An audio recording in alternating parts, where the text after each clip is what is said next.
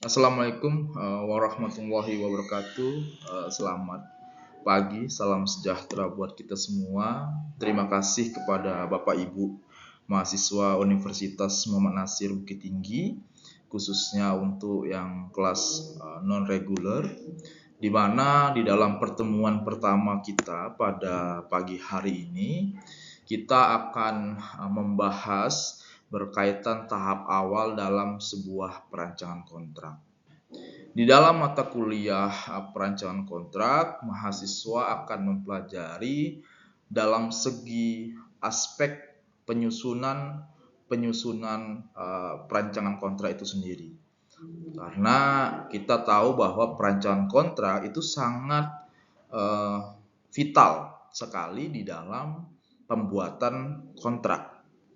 Bapak Ibu mahasiswa yang saya banggakan, sebelumnya perancangan kontrak ini adalah sebuah mata kuliah yang diambil di dalam mata kuliah hukum perdata, khususnya pada sebaran mata kuliah hukum perjanjian. Artinya, kontrak ini sangat sekali melekat di dalam kehidupan Bapak Ibu mahasiswa. Bapak Ibu mahasiswa dimanapun berada itu pasti selalu berkesinambungan atau selalu mempunyai hubungan secara langsung berkaitan dengan sebuah kontrak. Tetapi kontrak sendiri itu ada yang bersifat tertulis, ada juga yang bersifat otentik. Kayak gitu. Dan ini juga mengacu kepada apa? Mengacu kepada kesepakatan dari para pihak. Karena munculnya suatu kontrak didasari karena adanya kesepakatan dari para pihak. Nah, ini kenapa perlu kita pelajari perancangan kontrak ini masuk ke dalam suatu hukum. Karena apa? Perancangan kontrak akan menimbulkan perbuatan hukum. Apa perbuatan hukumnya itu adalah ketentuan-ketentuan yang sesuai di dalam sebuah isi atau badan hukum. Dari batang tubuh di dalam perancangan kontrak itu sendiri. Makanya kenapa perancang kontrak itu selalu sangat menjadi vital ya, di dalam kehidupan Bapak Ibu di semua aspek. Ya. Contoh lain adalah perancangan kontrak itu sering sekali kita libatkan. Salah satunya apa? Kalau Bapak Ibu sedang di pasar, misalnya, menjadi seorang penjual dan menjadi seorang pembeli, itu pasti juga melakukan hubungan kontrak. Ya, hubungan kontrak. Apa hubungan kontraknya? Adalah Bapak Ibu sedang melaksanakan ya proses dalam hal kontrak antara si penjual dan si pembeli. Ya. Artinya kontraknya apa? Yaitu berkaitan dengan hak dan kewajiban dari si penjual dan hak dari kewajiban dari si pembeli. Ya. Bahkan kontrak-kontrak lainnya, kontrak kehidupan, kontrak agama, dan lain sebagainya itu juga wajib ya, atau menjadi vital, dan itu wajib menjadi kebutuhan Bapak Ibu untuk menjalankan kontrak tersebut. Salah satunya seperti itu. Nah, di sini ada pengertian dan istilah dalam perancangan kontrak. Kita ketahui bahwa memang perancangan kontrak ini kan diambil dalam arti bahasa Inggris yang artinya kontrak. Ya. Di dalam bahasa Belanda namanya overkoms. Ya, di dalam perjanjian disebutkan di dalam pasal 1313 KUHP. Ada namanya kontrak. Ya. Kontrak ini biasanya dalam bahasa Indonesia dikenal namanya kontrak lama atau kontrak kerja. Ya. Agreement, ya, perjanjian atau kontrak. Artinya kalau dalam bahasa Belanda atau bahasa Inggris disebut sebagai kontrak. Kalau dalam penyusunan perancangan kontrak disebut legal kontrak. Ya. Jadi ada legal kontraknya. Ya. Dibuat, disusun, ya, sedemikian rupa. Agar apa? Agar memenuhi dari objek hukum. Ya. Untuk melaksanakan tujuan sesuai dengan kesepakatan dari para pihak. Itu yang dimaksud dengan kontrak ya, atau perancangan kontrak. Menurut J. Satrio Ya kan? Kontrak itu adalah sesuatu perjanjian antara dua orang atau lebih. Ya. Jadi Bapak Ibu ketika melakukan suatu perjanjian pasti dilakukan antara satu orang atau lebih. Ya, banyak sekali contohnya yang saya sebutkan tadi di awal, ya, kontrak jual beli. Kan itu bisa dengan satu orang atau bisa dengan berbagai orang. Bahkan badan hukum juga bisa masuk terlibat. Ya. Menciptakan apa? Kewajiban. Apa kewajibannya? Itu berbuat sesuatu.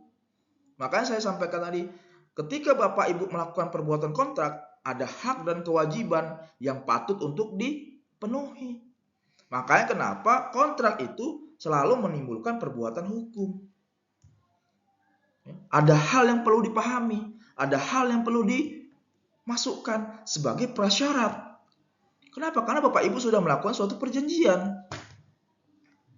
Simpelnya seperti itu. Kalau kehidupan sehari-hari ya kita jual beli Bapak Ibu. Di pasar misalnya contohnya. Kan kontrak tuh, perjanjian. Saya melakukan jual ikan senilai 1 kilonya 20.000. Datang pembeli akan bertanya, ya kan? Berapa harga ikan 1 kilo? Penjual menjawab 20.000. Kemudian apa? Negosiasi muncul. Akhirnya temulah harga ikan tersebut senilai 15.000. Sepakat nih keduanya. Itu baru timbulnya kontrak. Karena apa? Karena kesepakatan dari para pihak. Kewajiban penjual apa? Memberikan hasil jualnya kepada si pembeli. Kewajiban pembeli apa? Memberikan uang atau dana kepada si penjual atas apa? Kebutuhan yang diberikan oleh si penjual. Itulah kenapa kontrak itu pasti perjanjian yang dilakukan antara satu orang ataupun bisa lebih. Kalau contoh lainnya apa Pak? Yaitu seperti jual beli pertanahan. Jual beli pertanahan itu pasti melibatkan satu atau dua orang. Makanya kenapa di dalam SKGR itu kan atau S sertifikat itu kan jelas ya. Ada namanya subjek hukum. Siapa subjek hukumnya? Adalah pihak pertama dan pihak kedua. Selaku orang yang membuat kesepakatan untuk membuat apa? Akta otentik atau akta sertifikat otentik. Ada semuanya. Ada pasalnya, ada butirnya, ada badannya, ada isinya, ada perjanjiannya, bahkan ada juga legalitasnya. Itu kenapa kontrak itu mengikat ya dan menimbulkan perbuatan hukum. Ketika dilaksanakan, maka hukum itu yang masuk. Ketika tidak dilaksanakan, maka hukum itu akan bekerja. Ya, itu Bapak Ibu. Kemudian menurut Subekti secara tegas bahwa membedakan antara perjanjian, perikatan, dan kontrak, bahwa menurut kontrak itu adalah perjanjian yang dibuat oleh para pihak dalam bentuk tertulis. Saya sudah katakan Bapak Ibu bahwa pertentangan kontrak itu wajib hukumnya dilakukan secara tertulis. Kenapa harus tertulis? Karena menimbulkan perbuatan hukum. Kalau misalnya kontrak tersebut tidak dijalankan sesuai dengan kewajiban dari para pihak. Ya, jadi kalau misalnya tidak sesuai dengan kesepakatan dari para pihak artinya apa? Berarti melanggar dari isi kontrak. Makanya kenapa perjanjian itu harus dibuat secara tertulis. Agar apa? Agar lebih kuat lagi perjanjian tersebut atau kontrak tersebut, ya, kalau ada tertulisnya. Tapi coba misalnya Bapak Ibu mahasiswa melakukan perjanjian atau kontrak dengan cara lisan. Ketika Bapak Ibu melakukan penagihan atau menjalankan kebutuhan atau kewajiban Bapak Ibu, ya, selaku orang yang piutang, ya, atau piutang ya, bukan si utang ya, piutang ya, orang yang memberikan utang misalnya. Pasti dengan cara lisan, pasti susahnya nauzubillah. Pasti utang atau seorang yang berutang akan menumbuhkan reaksi-reaksi yang tidak sesuai dengan isi perjanjian secara lisan. Tapi kalau misalnya Bapak Ibu melakukan perjanjian atau kontrak dengan cara tertulis, kemudian si utang atau si utang itu melanggar dari aspek perjanjian, maka akan dikenakan sanksi perdata yang sesuai dengan apa? Isi kontrak. Makanya dalam kontrak itu tidak hanya sebagai kajian tulisan kontrak saja Bapak Ibu, tetapi juga ada beberapa unsur di dalamnya. Salah satunya berkaitan dengan apa? Ada unsur-unsur perancangan kontrak, ada subjek kontrak, ada objek berkontrak, ada isi kontrak, ada sanksi kontrak, bahkan ada tanda tangan dari para pihak untuk menguatkan aspek dari sebuah perancangan kontrak. Ya. Kemudian yang terakhir apa? Ada saksi. Kenapa saksi diperlukan? Agar memenuhi syarat dari ketentuan isi kontrak. Ya. Terus Pak, kalau misalnya melakukan perjanjian, ya, kemudian tidak ada saksi, apakah itu berlaku? Tetap kontrak tersebut Pak, tetap berlaku. Ya. Dari apa? Dari isi perjanjian atau isi kontrak yang Bapak Ibu lakukan, ya, kepada siapa? Ya, kepada si yang ikut melaksanakan perjanjian kontrak atau perancangan kontrak.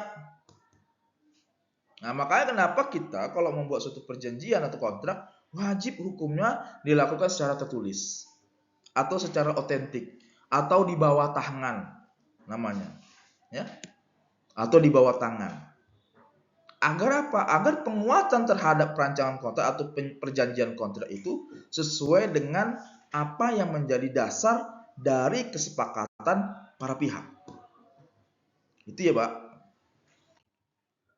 Nah, kemudian dalam pengertian dan definisi dari kontrak, kontrak itu adalah hubungan hukum antara subjek hukum yang satu dengan subjek hukum yang lainnya. Ya kan? Makanya kenapa, Pak? Kalau Bapak Ibu melakukan suatu perjanjian kontrak, pasti di situ ada tulisan saya yang bertanda tangan di bawah ini, nama, umur, alamat, kewarganegaraan, ya, sebagai pihak pertama. Ya. Kemudian, ya, yang bertanda tangan di bawah ini, nama, ya, umur, alamat, kewarganegaraan, domisili dan lain sebagainya sebagai pihak kedua. Itu subjek hukum, Pak. Kemudian di bawahnya lagi, dengan ini melakukan perjanjian kontrak dengan kontrak sebidang tanah misalnya, atau jual beli sebidang tanah misalnya. Di mana tanah tersebut? Di Bukit Tinggi. Berapa luasnya? Misalnya 1000 meter kubik. Berapa total anggarannya? Berapa total penjualannya? 500 juta. Ya. Itu sudah ada isi kontrak, Pak. Akhirnya bukan hanya subjek hukum saja, tapi sudah masuk ke isi kontrak. Ya. Nanti masuk ke premisnya dan lain sebagainya. Kemudian di bawahnya dibuat lagi, bila terjadi sesuatu yang tidak diinginkan atau salah satu para pihak lalai dalam melakukan perjanjian kontrak atau misalnya awan prestasi, maka salah satu para pihak tersebut dapat menggantikan atau terjadinya pembatalan terhadap kontrak. Ya. Itu jelas ada sanksi di situ, ada juga apa? Pembatalan kontrak. Kemudian apa prestasinya? Ya, prestasinya adalah isi di dalam suatu kontrak. Apa yang Bapak perjanjikan sebenarnya? Itu prestasinya. Dan itu nantinya juga masuk kepada apa? Kewajiban dari subjek hukum itu sendiri. Apa subjek hukumnya?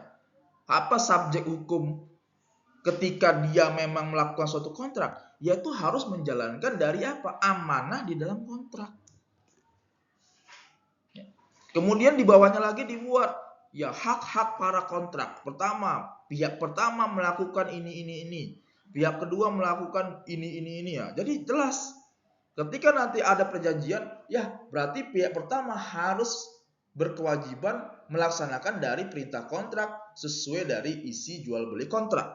Misalnya contohnya. Kemudian yang pihak kedua apa? Melaksanakan pembayaran sesuai dengan amanah yang diberikan dalam perjanjian kontrak. Nah, itu kalau jual beli kan seperti itu. Menyerahkan dan membayarkan.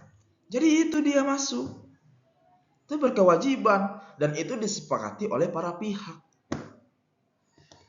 Melalui apa? Tanda tangan yang bermeterai contohnya. Atau misalnya kesepakatan dari para pihak juga. Atau adanya timbulnya saksi. Nah, jadi halnya yang seperti itu.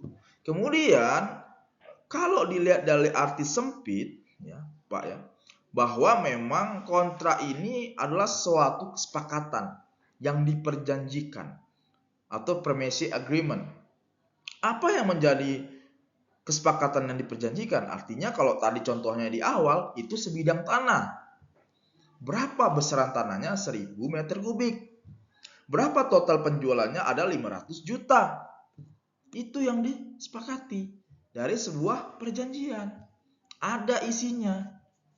Jadi nggak hanya orang membuat suatu perjanjian itu tidak hanya sekedar bahwa dia telah melakukan suatu perbuatan kontrak atau perjanjian kontrak, ya. Tapi tidak dituangkan di situ berapa jumlahnya, berapa tanah yang dibeli, berapa harganya, berapa luasnya. Ya. Kalau itu pun sebenarnya akta di bawah tangan aja Bapak bisa. Ya. Tapi kalau nanti masuk ke dalam bentuk akta otentik atau sertifikat, semua itu bahkan dituangkan ke dalam sertifikat pertanahan. Ya. Bahkan sampai DNA petanya pun juga akan dilampirkan tuh, Bapak. Dan itu nanti juga menjadi suatu kesepakatan. Kemudian di antara dua atau lebih pihak yang dapat menimbulkan tuh menghilangkan hubungan. Ya. Ini juga hubungan hukum, menghilangkan hubungan hukum. Jadi pastilah ya Pak, namanya suatu perjanjian kita pasti akan saja menemukan hal-hal yang dirasa itu dapat menghilangkan hubungan hukum. Contohnya apa? Yaitu wan prestasi. Ya, apa wan prestasi? Yaitu tidak sesuainya dengan isi perjanjian yang ada di dalam kontrak. Kalau nggak sesuai apa? Wan prestasi dong. Kayak itu ya. Kalau sudah wan prestasi apa? Ya kita tinggal akan membaca kontrak saja Pak. Apakah itu batal demi hukum, semua perjanjian kontrak, atau diberikan penggantian yang sesuai dengan isi di dalam kontrak. Nah ini lebih banyak kepada apa Pak? Barang dan jasa. Biasanya di korporat ini sering terjadi Pak. Bapak Ibu mahasiswa. Di perusahaan-perusahaan. Baik itu perusahaan apapun, tembaga, perusahaan-perusahaan yang bergerak di tekstil, atau di rumah sakit sekalipun. Ya. Di rumah sakit itu paling sering Pak, pengadaan barang dan jasa khususnya dalam perjanjian. Perjanjian apa nih? Perjanjian kontrak. Kontraknya apa? Misalnya berkaitan dengan alat kesehatan contohnya. Atau obat-obatan. Ya. Pas di perjanjian barang dan jasa, obatnya yang dikirim paracetamol, jenisnya misalnya Bio Farma. Tetapi yang dikirim bukan Bio Farma, tapi Kimia Farma. Itu nggak sesuai dengan isi kontrak. Artinya apa? Ya para pihak harus melaksanakan dari keinginan kontrak. Kalau misalnya di dalam kontrak Bio Farma, ya kirimlah Bio Farma, jangan Kimia Farma. Walaupun obatnya sama-sama paten, misalnya paracetamolnya. Ya, bagus, tapi dari merek juga sudah berbeda. Itu tidak menjalankan dari amanat kontrak. Bisa batal hukum? Bisa. Ya, bisa batal hukum dari perancangan kontrak tersebut. Tetapi biasanya pasti akan mengembalikan dari alat kesehatan tersebut kepada pihak yang menjadi subjek di dalam kontrak. Ini nggak sesuai, Bung, ya kan? Dikirim balik nih obatnya, digantikan yang sesuai dengan yang ada di dalam kesepakatan. Ya, itu hubungan hukum tuh. Jadi timbul hubungan hukuman prestasi muncul di situ ya. Nah itu. Kemudian dalam bahasa yang sama memang kontrak itu adalah perjanjian, namun ada beberapa perbedaan atau pemahaman dengan suatu perjanjian. Ya. Kalau perjanjian itu kita bisa dilakukan secara lisan, Pak.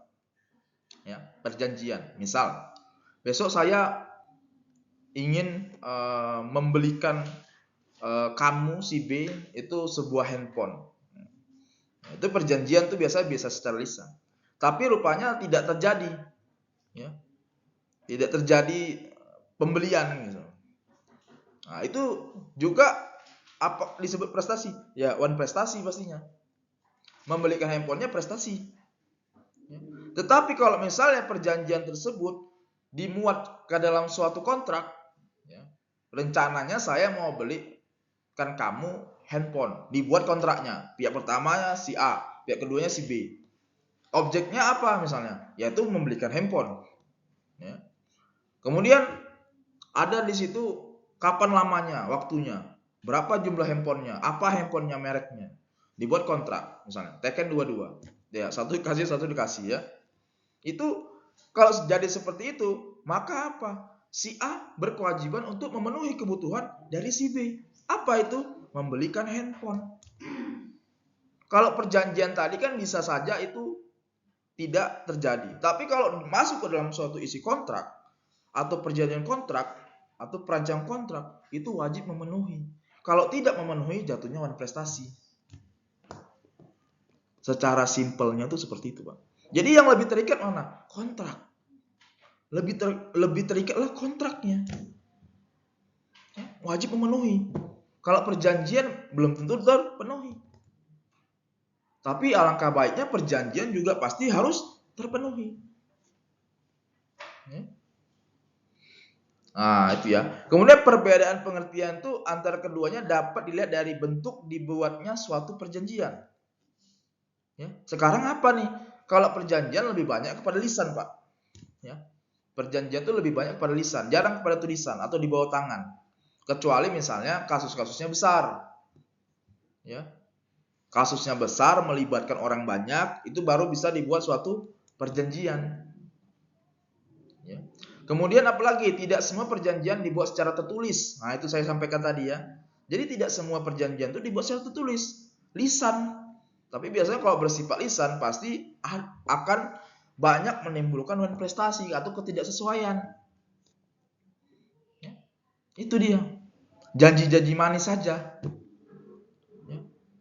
Jadi tidak sesuai. Tapi kalau sudah masuk ke dalam suatu kontrak, mau nggak mau, ya kan, itu wajib dilaksanakan. Ya. Jadi kalau misalnya Bapak Ibu nanti misalnya melakukan piutang, kalau lisan itu bisa saja menghindar, Pak. Tapi kalau sudah masuk ke dalam suatu tulisan atau dia sudah masuk ke dalam suatu kontrak, mau nggak mau wajib dia melaksanakan. Karena apa? Menimbulkan perbuatan hukum. Makanya kalau Bapak Ibu berhutang, ya kan, kemudian atau menjadi piutang, ya, itu Bapak wajib hati-hati yang piutang.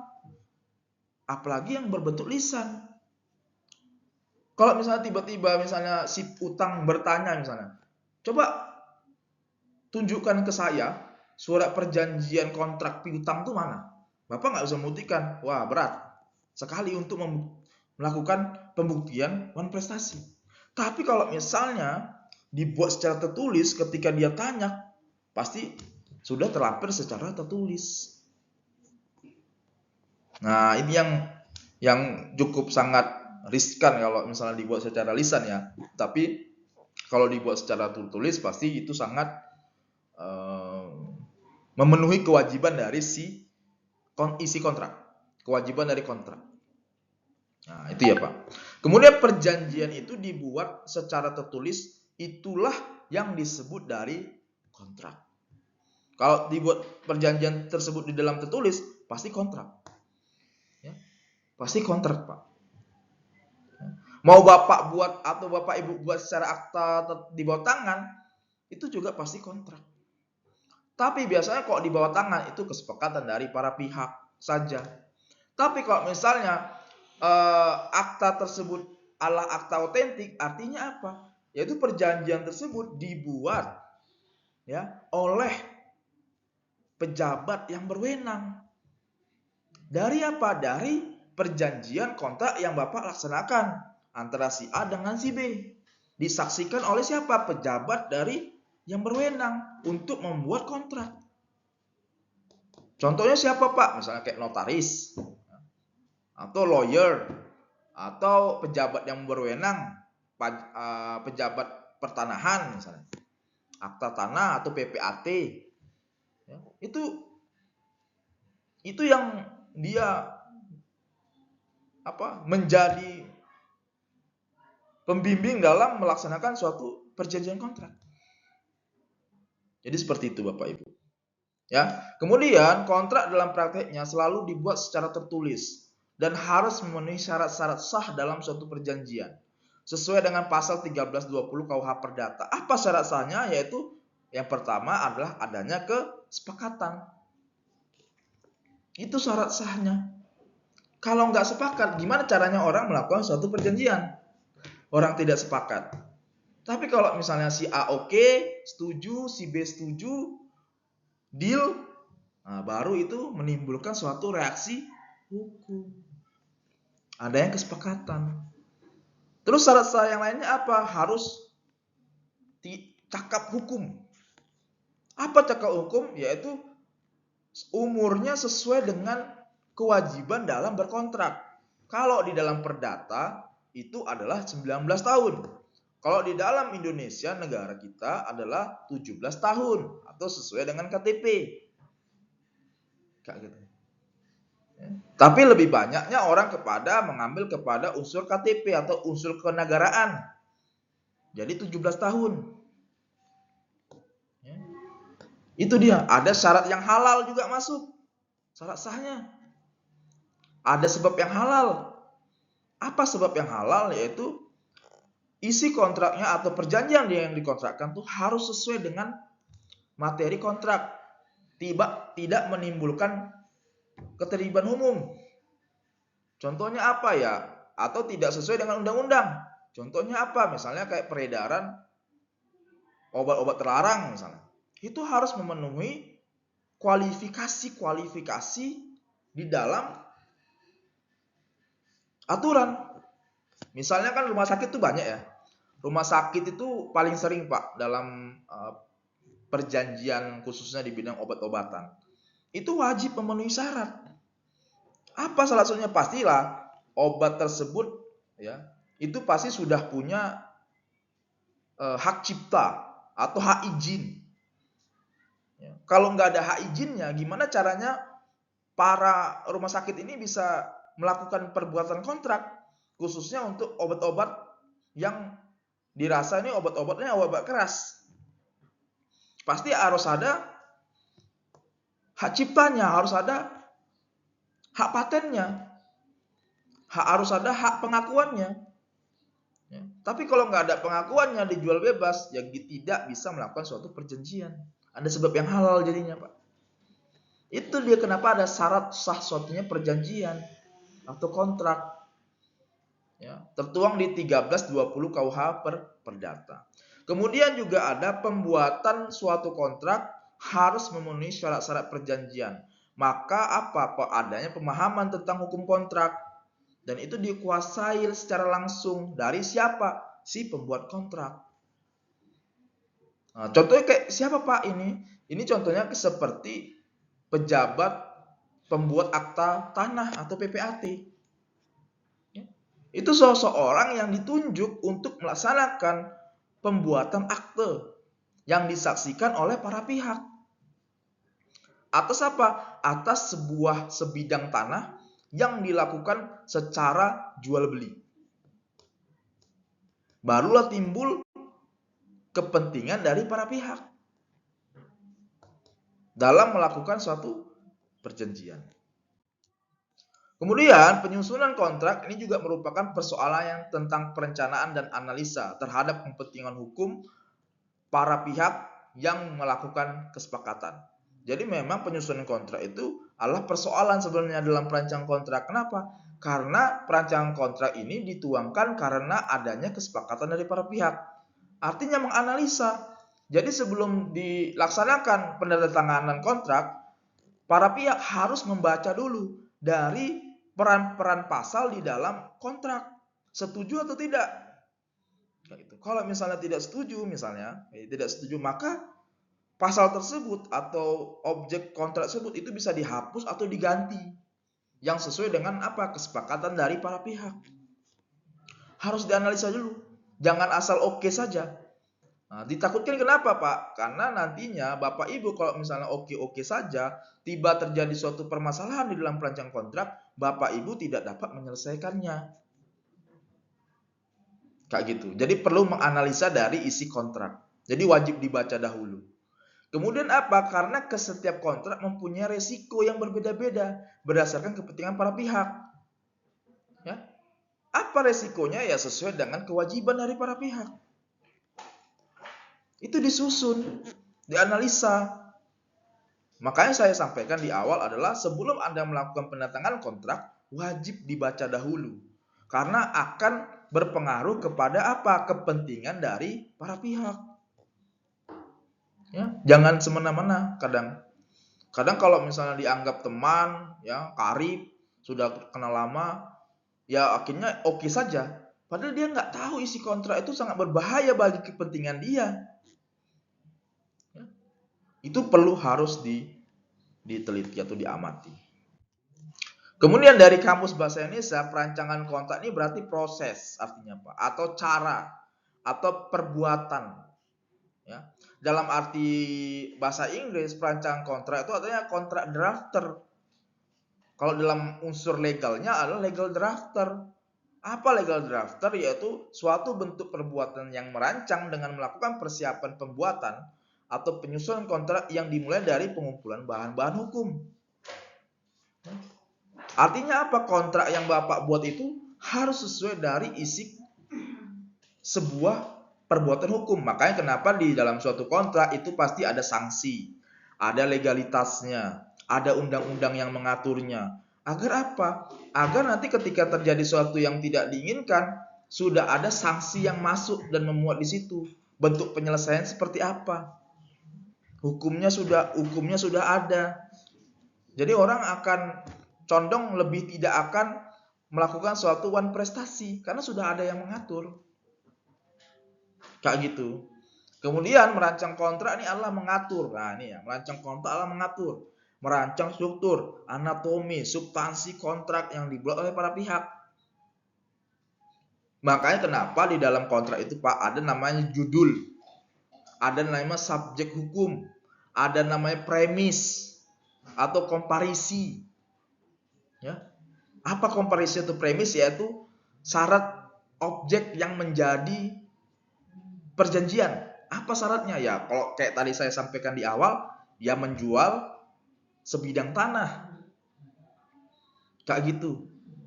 Ada isi atau badannya. Apa isi badannya? Yaitu pasal-pasalnya.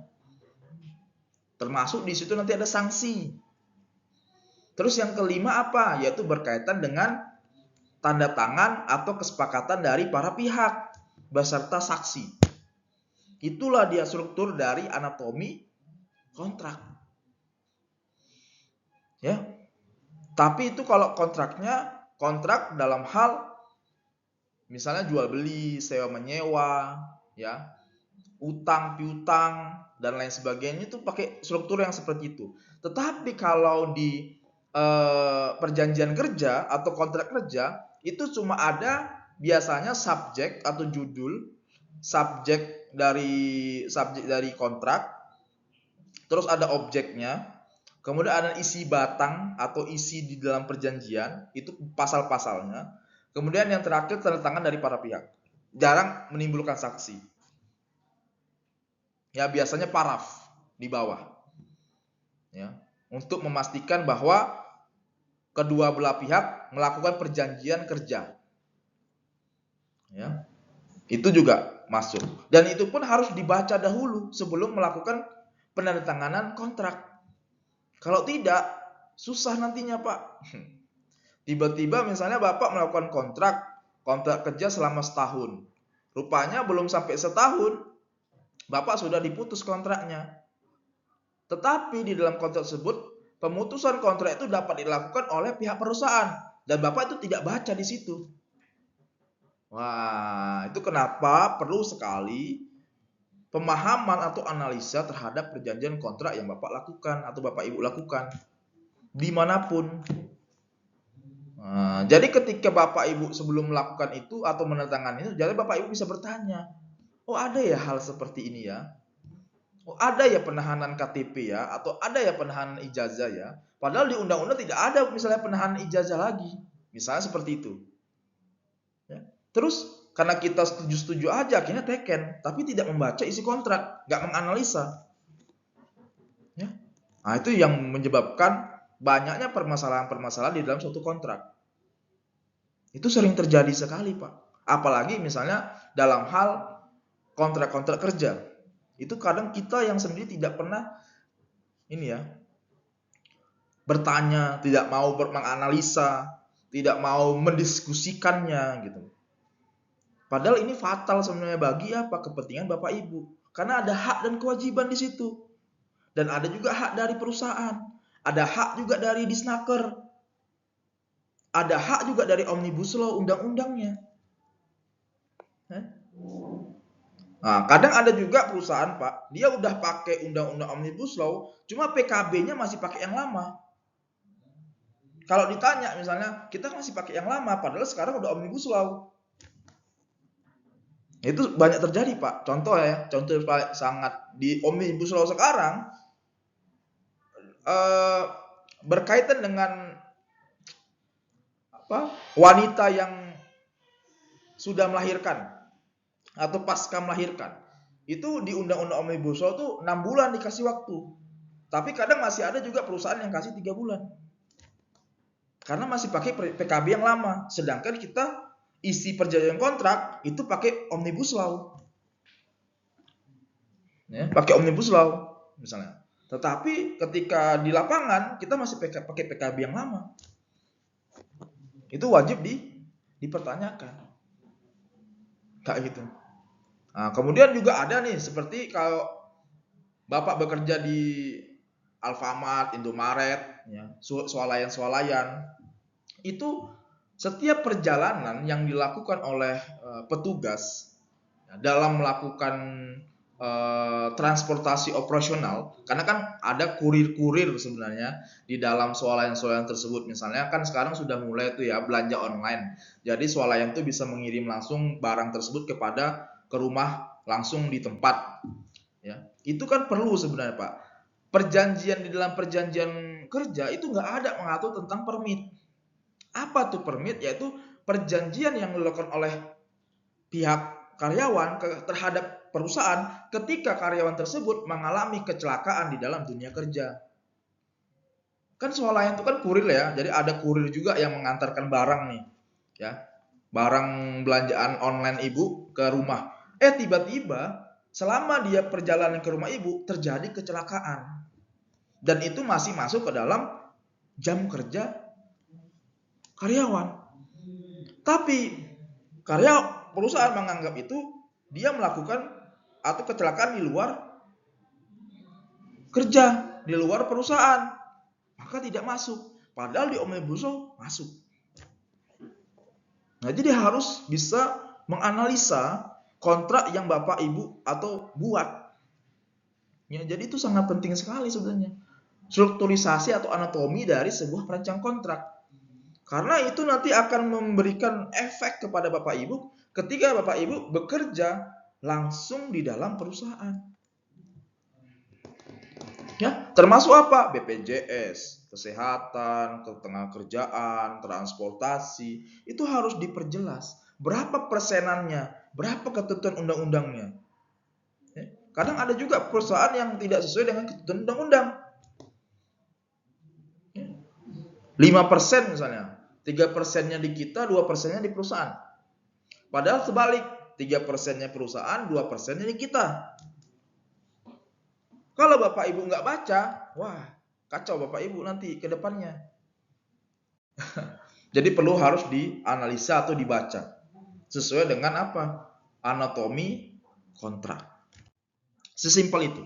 Kemudian dalam melakukan perancangan kontrak, terutama kontrak bisnis, harus memenuhi azas-azas, prinsip sumber dari kontrak itu, baik positif di Indonesia maupun dia ada KUH Perdata, ada perundang-undangan. Ya, jadi itu juga harus menjadi bahan kajian juga. Kemudian juga ada sebelum kontrak ditandatangani untuk disetujui oleh para pihak, harus disetujui. Nah, itu tadi saya sampaikan kenapa perlu persetujuan di dalam para pihak. Salah satunya apa? Ada tanda tangan. Ya, jadi nggak semena-mena saja. Ya, jadi ketika orang melakukan tanda tangan atau paraf, pasti dia sudah setuju atau sepakat dalam melakukan perjanjian kontrak. Sesimpel itu. Ya. Kemudian juga di dalam kontrak tersebut ini ada 3 tahapan. Salah satunya ada namanya tahapan kontraktual, artinya adanya penawaran dan adanya penerimaan. Kemudian ada tahap kontraktual, di mana berisikan tentang pernyataan kehendak dari para pihak. Dan yang ketiga adalah post kontraktual, artinya pelaksanaan perjanjian. Jadi ada 3 tahapan ya dalam kontrak. Pertama apa? Penawaran dahulu. Orang kan kalau misalnya melakukan perjanjian kontrak itu kan akan ada penawaran. Mau bekerja atau yang tidak bekerja, atau misalnya perjanjian jual beli. Kan ada penawaran di situ, ada negosiasi. Ya. Berapa besaran optimal atau berapa besaran yang paling masuk akal dalam melakukan perjanjian kontrak? Itu kan jelas. Kalau di dalam dunia kerja apa? Gajinya apa? Ya. Sebelum Bapak melakukan kontrak, sebelum Bapak melakukan seleksi kontrak, sebelumnya sudah ada wawancara. Wawancara oleh perusahaan korporat. Disitulah baru dipertanyakan berapa besaran gaji yang Bapak akan tawarkan. Karena itu nanti masuk ke dalam suatu perjanjian kontrak. Jadi ada penawaran di awal. Ya. Kemudian penawaran itu apakah diterima atau tidak? Kalau diterima, ya alhamdulillah. Kalau tidak, apa alasannya? Jadi ada prakontraktual namanya. Sebelum. Ya. Jadi dikasih tahu penawarannya. Nah, terus yang kedua apa? Adanya kontraktualnya. Penyelesaian dari apa? Para pihak. Apa penyelesaiannya? Itu berkaitan dengan hak dan kewajiban dari yang berkontrak. Pihak pertama selaku apa? Perusahaan. Pihak kedua selaku apa? Pemberi atau penerima pekerjaan. Ada para pihaknya di situ. Ya, dan itu tertulis ke dalam apa? Isi atau batang dari perjanjian kontrak di dalam pasal per pasal. Nggak gitu. Kemudian tahap ketiganya adalah post kontraktual, setelah perjanjian itu dilaksanakan. Nah, jadi sudah ada. Artinya Bapak Ibu bekerja itu sudah ada SK-nya, sudah ada kontraknya. Artinya sesuaikan dengan perjanjian yang telah dilakukan. Begitu caranya. Kalau di dalam dunia pekerjaan. Tapi kalau di dunia berbisnis, wah ini sangat menarik sekali. Kalau di dunia berbisnis, Pak, lebih condong kepada tahap kontraktualnya. Kenapa? Karena dalam berbisnis pasti seseorang akan menimbulkan perbuatan hukum, salah satunya manifestasi. Artinya orang akan mengeluarkan kepada pernyataan atau kehendak dari para pihak. Pasti lamanya di situ, Pak. Penyesuaian. Ya. Si A maunya sekian, si B-nya mau sekian. Ya kan? Ditarik ukur, rupanya si A kepinginnya sekian agar bisa mendekati dari targeting pencapaian. Si B maunya agak kurang 2% misalnya. Nah, itu kenapa di dalam berbisnis itu kontraktual itu selalu menjadi aspek yang sangat apa ya? Kalau saya bilang sangat vital sekali karena kesesuaian dari para pihak itu sendiri. Biasanya pecahnya di kontraktual itu sendiri. Tapi kalau di pos kontraktual setelah sudah ada perjanjian, gampang saja misalnya melaksanakan perjanjian karena sudah ada kesepakatan dari para pihak. Jadi seperti itu kalau dalam kontrak ya, khususnya kontrak-kontrak dalam bisnis. Ya, oke, mungkin ini saja yang bisa saya sampaikan berkaitan dengan pemateri kita pada pertemuan pertama kita. Pengenalan Bapak Ibu berkaitan dengan kontrak, isi kontrak, pengertian kontrak, istilah kontrak, dan tahapan-tahapan dalam berkontrak. Mungkin ini saja yang bisa saya sampaikan. Lebih dan kurang saya mohon maaf. Saya tutup dengan Assalamualaikum warahmatullahi wabarakatuh.